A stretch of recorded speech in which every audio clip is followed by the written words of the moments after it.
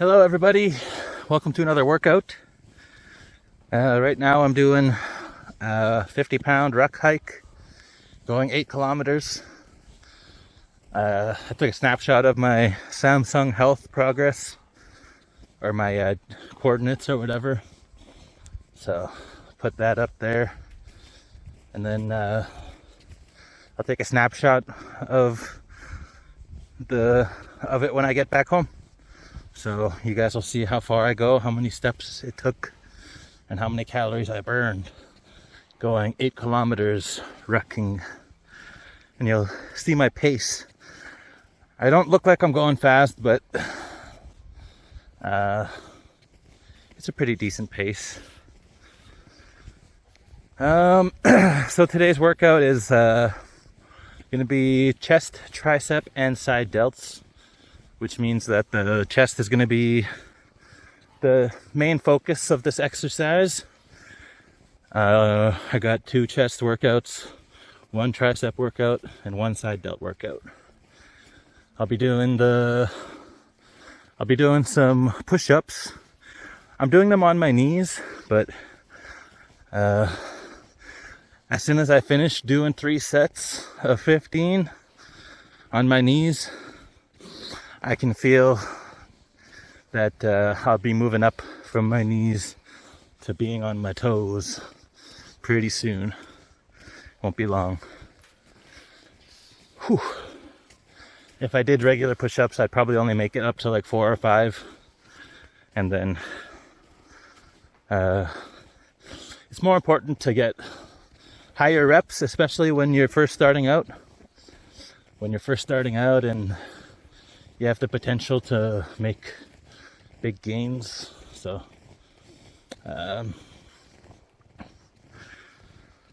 it's heavy. Anyways, so starting out, push-ups. Then I did some skull crushers, barbell skull crushers. What else did I do?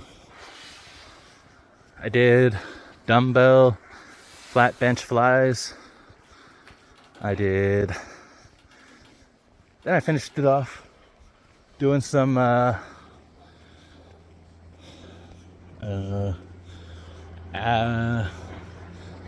think they're called free motion lateral raises. Yeah. Okay, so I'll just restart that. So starting again from the top, for today's workout, we're doing the chest, tricep, side delts, and core. And starting with knee push-ups. I am doing them on my knees so I can get more reps in. Because if I did them on my toes, I'd probably only get up to like 5 or 8 or something. When I go to my knees, I can do 15. So after that, I do skull crushers. Then I do flies. And then I do free motion lateral raises with the resistance bands. So when I do the free motion lateral raises, I just connect to the resistance band to the power cage like you've seen me do in other videos. So for all the workouts I did, for the skull crushers, the barbell's like 45 pounds. And then for the flies, I did 2 10-pound dumbbells. So that can be like 20 pounds if you're doing it on a Smith machine or something.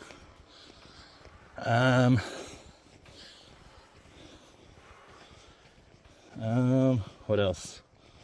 The lateral raises, the resistance band was set to 45 plus 10, so 55. I really enjoyed this workout. I'll probably do every single one of them again.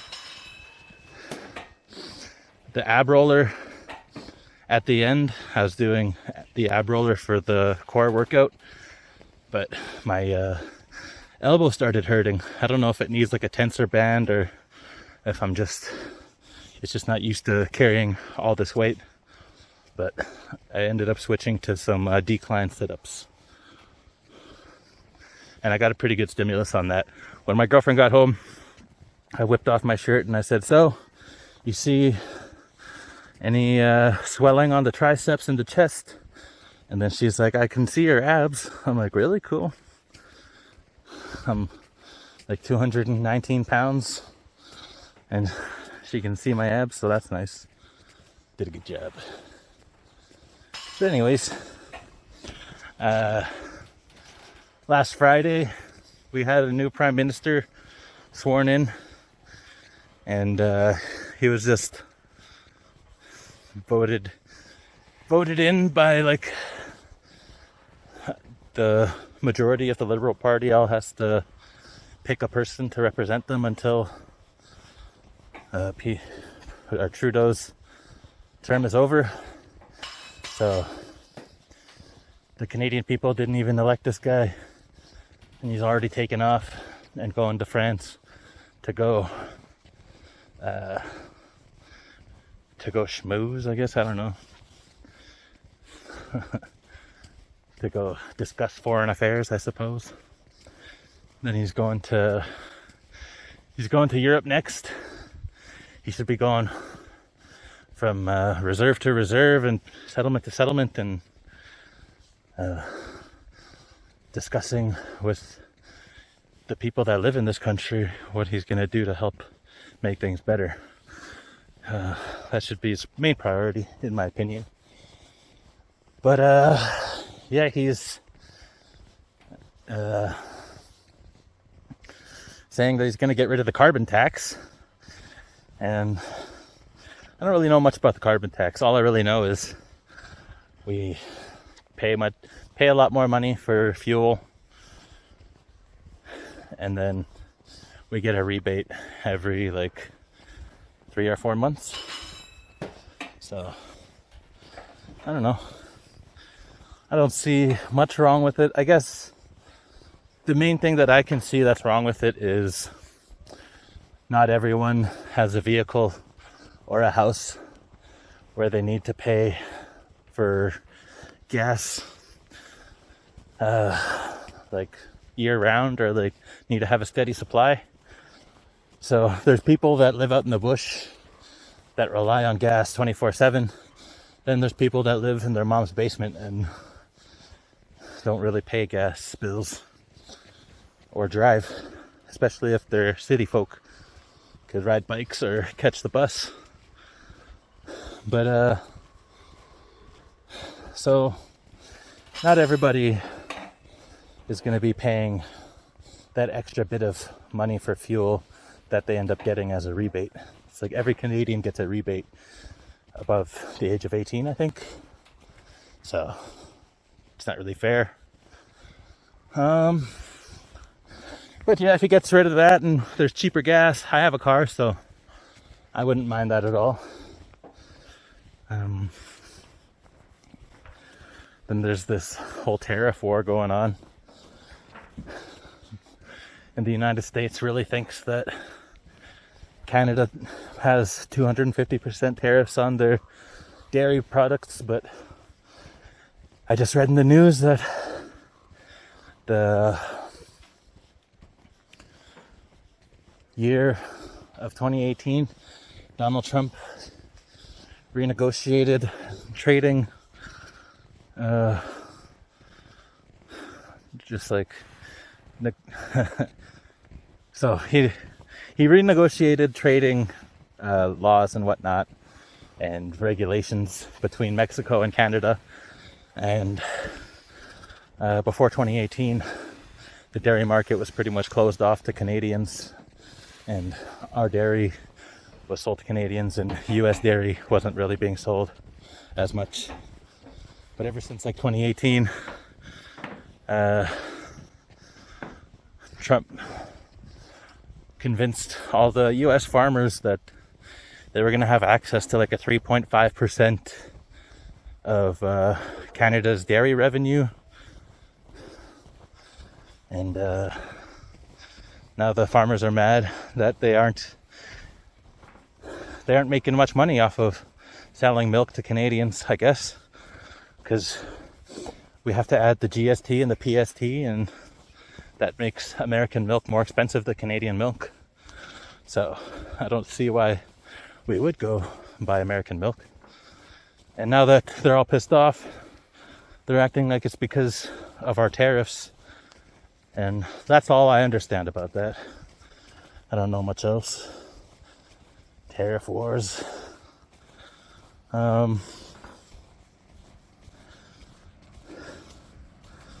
Yeah. I don't know what else to talk about. I guess I'll do some more recording after I'm on like the last kilometer of my hike. So I'll see you guys in a bit. So I also wanted to say, for those of you that don't know, doing this rucksack hike can make you burn like 2 times or 3 times as much calories as you normally would.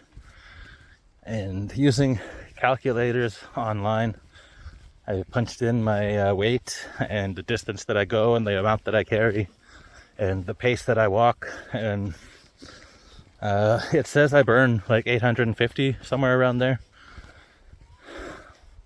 And then after, when I start my Samsung Health app and I put it on walk, and I just make the goal 8 kilometers, and my weight on it is just like 218, right? So I only burn like 650, so it adds 200. So I think that's like almost like a 19% increase or 20% increase. 2%, I don't know. I'm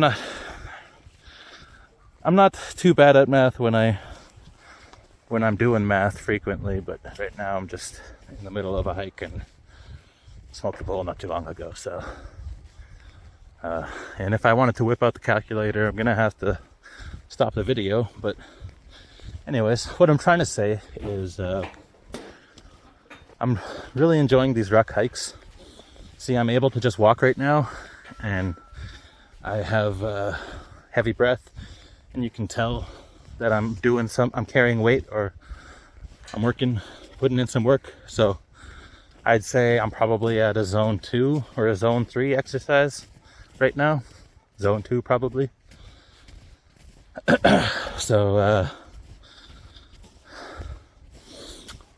last couple years I used to run, and I never used to run as far as I walk right now, but that's because all that running was hard on my knees and my joints and my muscles, and it gets sore when I get home. I don't want to keep sounding like a baby or anything. I mean, I could have kept going if I really wanted to, but what I'm trying to say is that this ruck stuff is so much easier, and even though it takes a little longer, I enjoy listening to my audiobooks and going for a walk. And sometimes when I used to run, I used to feel like, oh man, I got another run coming up, I don't really feel like going. But with the hiking, I haven't really felt that way yet. So only when it snowed. I didn't go rucking when it was like a blizzard out, because it's pretty dangerous. Cars don't see you properly till last minute. You can get sideswiped and then get buried in the snow. So don't want to do that. But anyways, you guys might be able to tell I'm losing weight. It's pretty much the wrecking, and I wouldn't say that it's the weightlifting, because the weightlifting probably only burns like a couple hundred calories, in all honesty. So yeah, doing this rucking is what really made a difference, and because I enjoy it, just, yeah, you can already see how big of a difference it is when you're doing something you like versus doing something because you think it'll change your life, but then you realize you don't got what it takes to keep going on those runs. Get out of here, random ass dogs. Okay, well, that's all I have to say about that. If you haven't tried going for rucks, try it out. Anyways, see ya. Okay, we're on the last little portion of the hike, and I don't know, I just wanted to say that I had a conversation with my girlfriend this morning, and she says something about feeling like she's fat or gaining weight or something, and then she tells me I don't want to hear anything about working out, because I've been really passionate about working out lately, and I've been trying to get her to work out, but she's been very reluctant. She does a lot of hard work at work, like carrying wood and burning wood and shit, brush burning, and walking through deep snow, so she does a lot of work already. It's not that she does. I'm not trying to get her to exercise because she doesn't do a lot of work. I just feel like it would be nice to have a buddy out here, you know? Exercise buddy. But what I told her was, and what I'll tell you guys is, as long as you guys are doing something you enjoy, then it's not really work. So I was saying earlier, I enjoy these hikes. My girlfriend always tells me that she enjoys riding her bike, so I just told her, why don't you just get like one of those indoor bike stand thingies where you could just turn your outdoor bike into a stationary bike, and then burn some calories down in the basement in the gym. And I think that's something she would enjoy, but I don't think she's in the mood to hear that kind of stuff right now. And that's my problem, is I'm always way too honest and way too trying to be helpful and really trying to share my knowledge and experiences any chance I get. So instead of telling her something she might want to hear, like, you work really hard when you go to work, and you can see the difference from before you started work and after, and now looking sexy, baby. But yeah, instead of saying that, I just started saying stuff like, well, these are the things you can do, this is what you could do. So she kind of doesn't like hearing all that kind of stuff. Guess I gotta try to stop mansplaining. Oh well. I just hope one day she works out with me, and I can't wait for my kids to get a little, well, my one kid, our future kids, hopefully, for them to get older and you can train them. That'll be fun.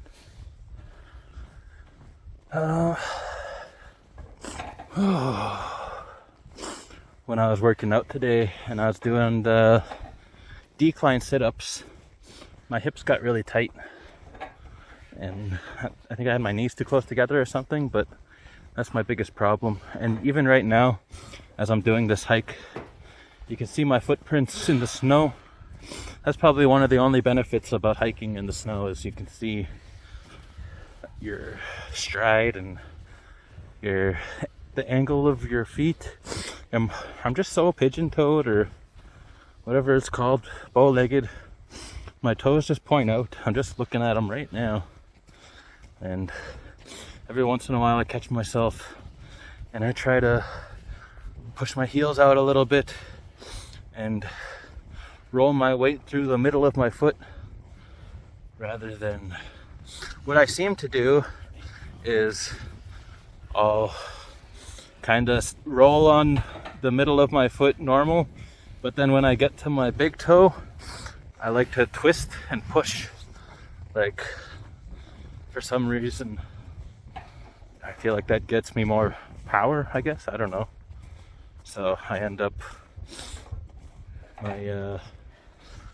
my foot ends up leaving the ground sideways a little bit. And I've noticed that as I try to straighten out my feet, my heels like to kind of go around in a weird circle motion. They're trying to kick out. It's like I want to lead with the heels, the inside of my heels, but whatever. It's hard to explain. But hopefully, if I focus on walking with straight feet as I continue these hikes, hopefully it'll all correct itself. But yeah, so I'm like 10 minutes away from home.